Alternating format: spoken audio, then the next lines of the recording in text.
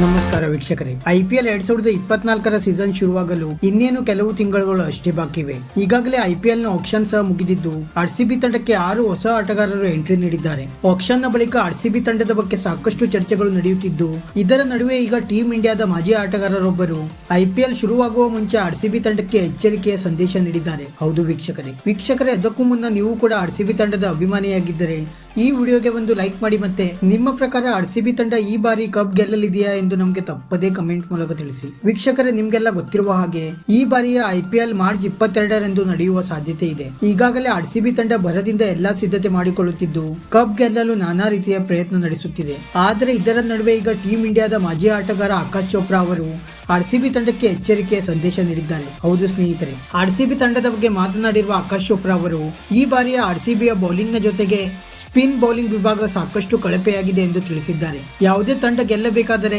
ಒಬ್ಬ ಒಳ್ಳೆಯ ಸ್ಪಿನ್ನರ್ ತಂಡದಲ್ಲಿರುವುದು ತುಂಬಾ ಅವಶ್ಯಕ. ಆದರೆ RCB ತಂಡದಲ್ಲಿ ಈಗ ಕರಣ್ ಶರ್ಮಾ ಅವರನ್ನು ಬಿಟ್ಟರೆ ಬೇರೆ ಯಾವುದೇ ಒಳ್ಳೆಯ ಸ್ಪಿನ್ನರ್ ಇಲ್ಲ. ಮತ್ತೆ ಕರಣ್ ಶರ್ಮಾ ಅವರು ಕೂಡ ಸದ್ಯ ಯಾವುದೇ ಕಾಂಪಿಟೇಟಿವ್ ಕ್ರಿಕೆಟ್ ಆಡುತ್ತಿಲ್ಲ.